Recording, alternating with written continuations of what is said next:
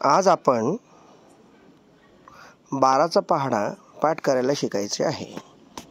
त्यात सर्वात आधी 1चे टेबल म्हणजे 1 2 3 10 पर्यंत, नंतर 2चा टेबल लिहायचे।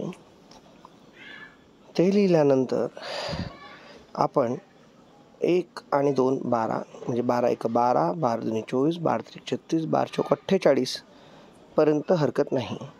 नंतर 3 अंक येतात, तर 5 आणि 1 यांची बेरीज केली 6 0, 6 आणि 1 7 72 म्हणजे 12 72, 12 7 84। तर 3 अंकांमध्ये पहिल्या दोनची बेरीज आणि मग शेवटचं जे 1020 आहे त्यात मधल्या 2 अंकांची बेरीज केली तर 120 भेटणार।